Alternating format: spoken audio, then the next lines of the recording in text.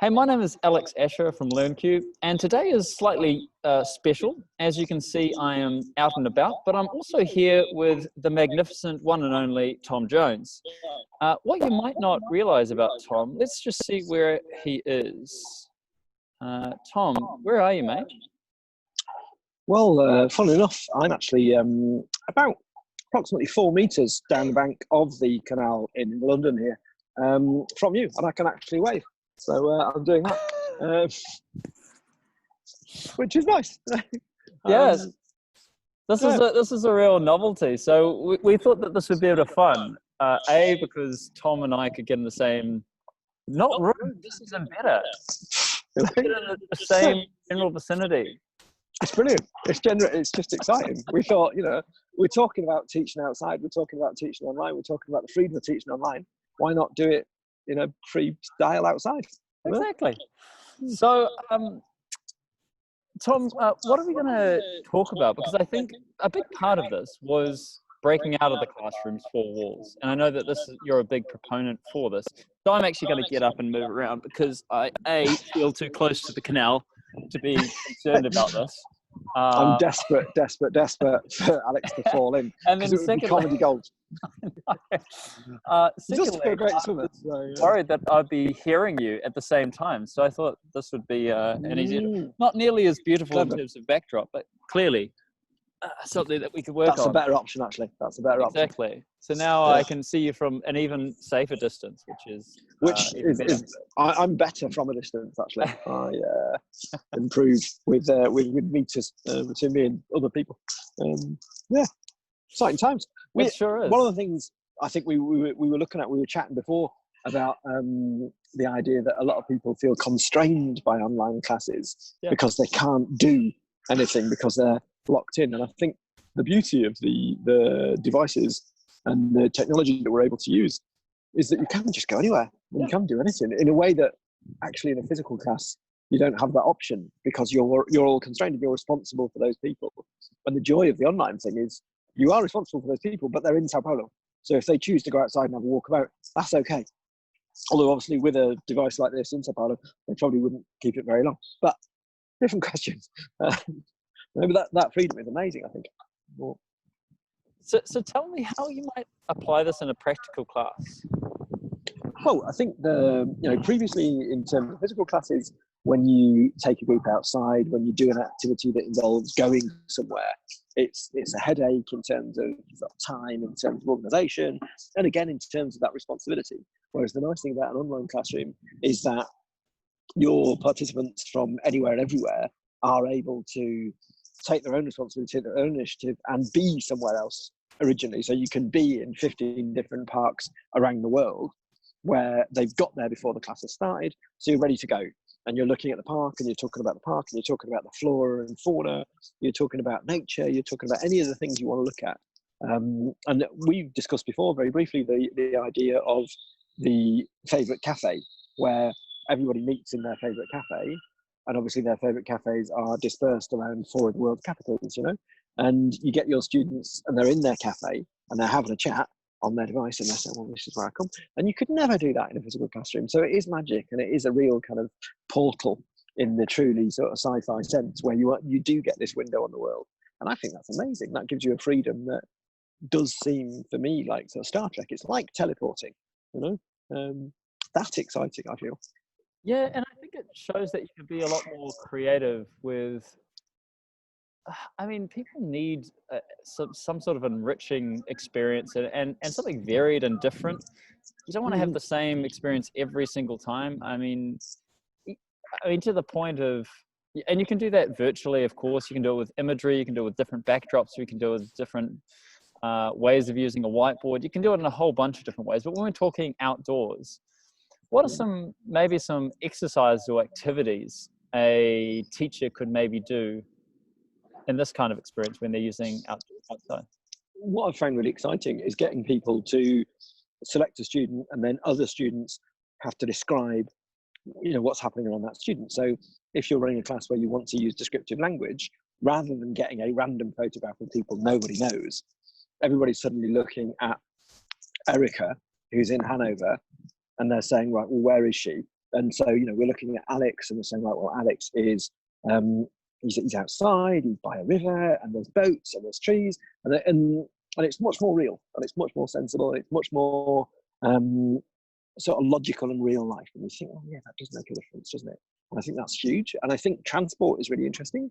The getting students who are cycling somewhere or skateboarding or using those modes of transport and talking us through that, or getting students to actually show us a bit of bit of skateboarding, a bit of cycling, and from their camera they can show us that picture.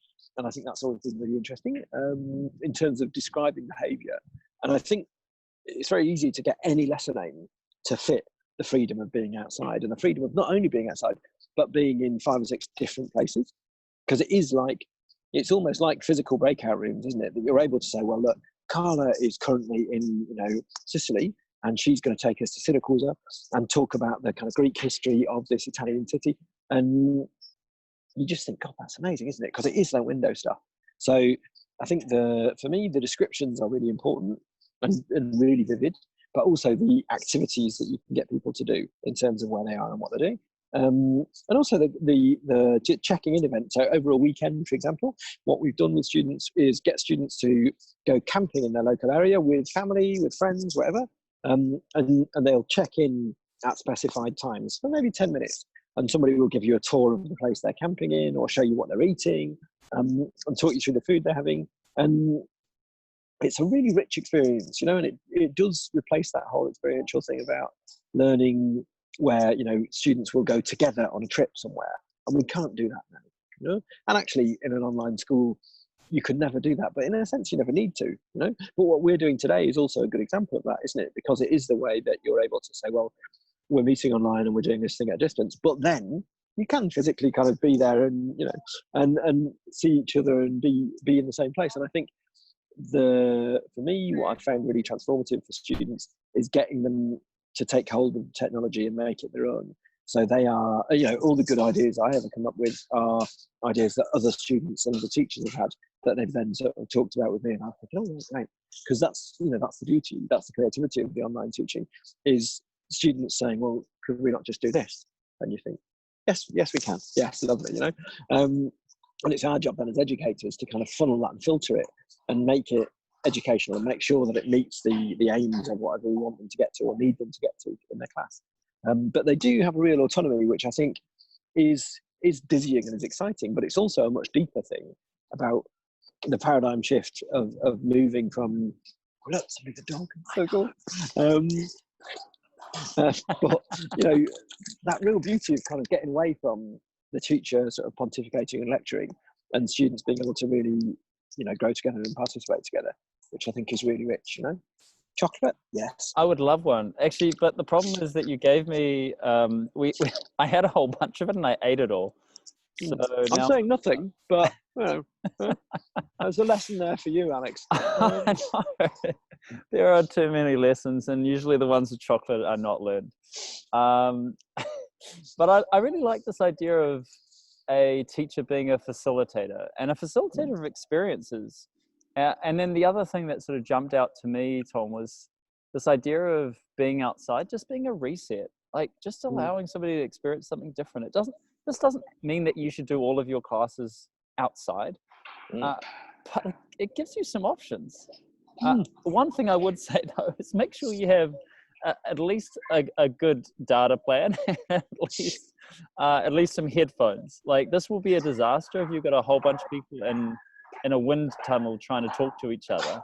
No, that won't work. So there's like a small amount of just thinking ahead, but otherwise, a good pair of headphones, a decent data connection, and most places in the world, this is going to work actually really well. Yeah.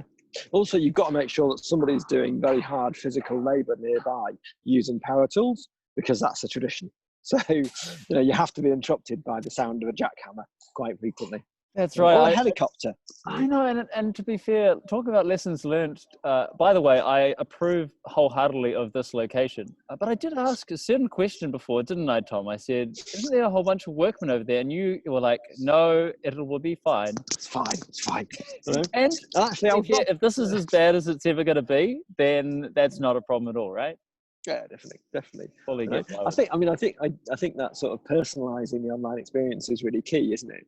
And getting it away from being like a sterile surgical classroom, just a white background, all that stuff is really important. So being able to kind of share your space and being able to mix it up is really key.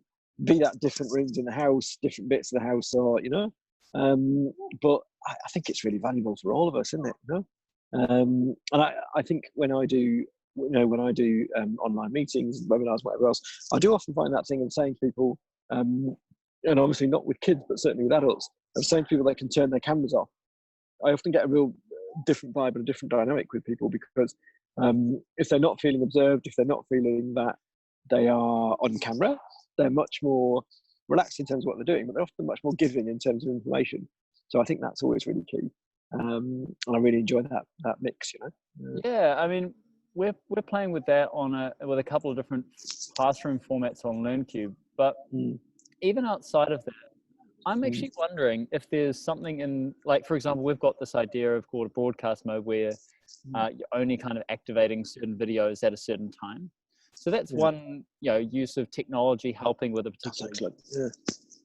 But regardless of whatever you're deciding to use, I would argue this though, that sometimes you will get more out of them if they feel observed, but maybe if they're struggling, giving them the option, like I can turn off my video just like now, and I can turn it back on. Like you can't really do that in a physical experience and an in-person experience. But if you're noticing somebody struggling, why don't you just ask them, like, hey, Thom, do you think it would actually, like, if I turn off your video right now, do you feel like you would feel more comfortable saying whatever you're going to say?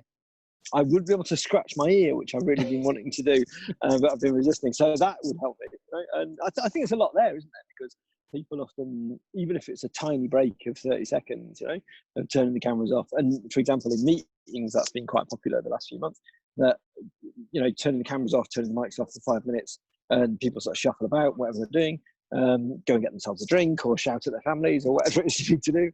And that's been quite powerful. And I think, with kids, it's more difficult in terms of responsibility, in terms of knowing where they are and what they're doing. But there are ways of doing that, I think. And for me, I think we're very much touching the edges, aren't we, of what we can do with this technology and where we can go with it. But I suppose our key message today, isn't it, is saying you can go out and you can go to other places, and that is a great liberty and a great freedom. And that, I think, gives a lie to that whole idea of online teaching being very sterile, being very impersonal, and being in a room, because you aren't. You're anywhere and everywhere, and that's amazing. Do you know what I mean? And I think that the camping stuff. That's right. And what's that message? The message is, the world is your classroom, and I think that's a great message. And again, it sort of strikes me as people will care about this. This is something that the student will then tell to their other classmate or friend, like, hey, today we went outside. And again, it doesn't have to be every class, but there are some just clever techniques that are always fresh and always new. So if you've ever stuck for ideas, I think you've brought it up a couple of times. Ask your students. Maybe you've got some good ideas. And then I did a thing in a different context, and then ask them some questions as well. Well, I did a thing the other week which I was really surprised by, and it was quite scary, but turned out brilliantly. Where a group of students we were all kind of looking at language and looking at asking questions and looking at these things we wanted to do linguistically, and one of the guys was in a shop, and so it was in a shop, and so somebody was saying to him, and he was saying, "Oh, I've got to just buy this," and so one of the participants was going, "Well, do it in English, do it in English." And the guy was like, what? And I go, do it in English. And he was in France, and he was like, okay. So he just, went up to the person in the shop and said, hello, I would like to buy this and this, And the guy in the shop totally went with it and was like, okay, so you are paying €5. And they did this thing in English, and they obviously knew each other. So it was all right, because it was a place he went very often. But then it was really nice because the whole group we were all in cafes, 6 of us all in different cafes. And so they were daring each other to then talk to the waiters and the people around them in the cafe in English, and it was just brilliant. It was really lovely, and I had no part in it at all, other than suggesting the language, which they then were using with people around them. and it was brilliant, and it was a much better experience than the one I had planned. And I think, you know, that's always true, isn't it, in teaching? I find that letting students go in a direction they want to is magical, but I think particularly that, you know, the online capacity to just involve anybody and everybody and do that interaction in a way that you don't get where, you know, you're stuck in a classroom and you're doing a kind of pretend role play with the person next to you, you know, and you think, oh, come on. Whereas actually just suddenly chatting to the waiter, it was just magic. Brilliant. I think this still comes back to the idea of asking for permission. Like, first of all, as a teacher, I think there's an aspect of just asking your students for permission. Like, hey, look, you know, as part of my class, yes, I'm going to be trying to push you and I'm going to get you trying to learn something. But equally, I really hope that you allow me to experiment with some ideas that I think are going to get you a much better result and make our lessons a lot more fun and interesting. And as a student, if you've got something that you want to ask, make sure, you know, don't feel embarrassed about asking for permission also. And I think that can work. And then finally, you've kind of mentioned this idea of just random stakeholders and strangers. They can participate too, you know, like people are and they like it, you know? scary. And if they are scary, they're not going to be nearly as scary if they're on camera, right? So Exactly, yeah, definitely. odds are that if you go to somebody, hey, excuse me, look, I am on a LearnCube classroom with, you know, 6 of my peers here, and we're doing a role play, but actually we're just trying to do some real life role playing. Will you allow me to ask you a couple of questions in English, and then I can kind of understand, you know, see if I can understand. Would you be okay with that? Like, people will be fine. Unless I'm from New Zealand and things are that different to the rest of the world, I actually don't think people are nearly as scary as people think they are. And look, honestly, the big lesson for me about traveling the world is that people are nice, aren't they? You know? Yeah, they are.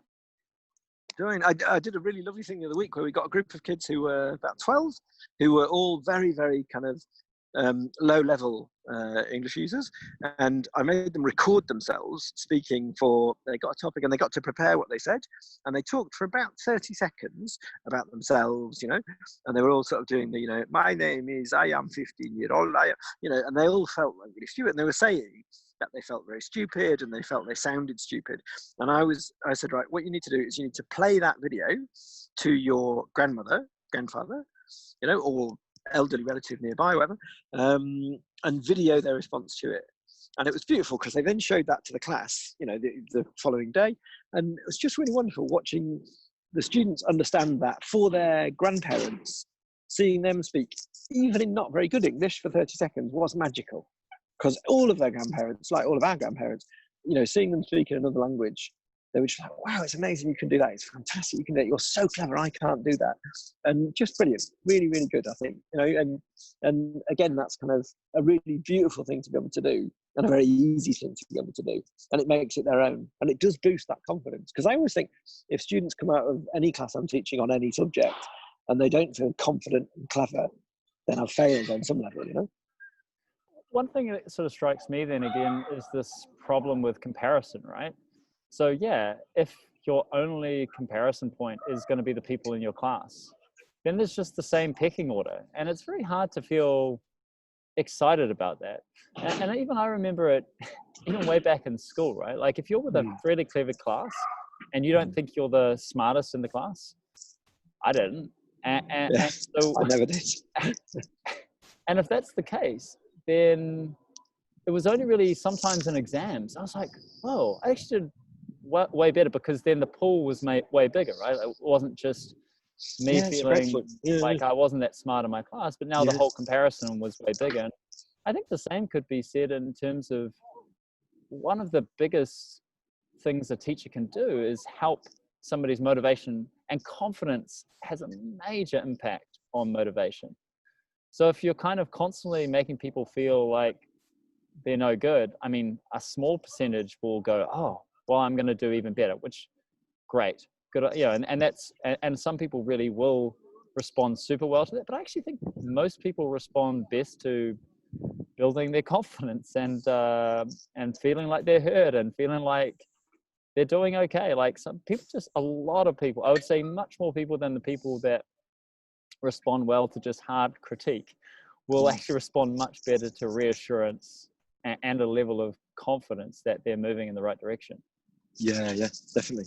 And I think it's really interesting that being able to bring the classroom outside of the classroom is important for that, because what you're doing is rating their skills and ability in real life circumstances and giving them the chance to actually try what they've practiced in a real situation where it matters. And that's difficult and it's scary, but it's also really, really good for them, I think, and really boosts confidence in a way that classroom practice never will. You know?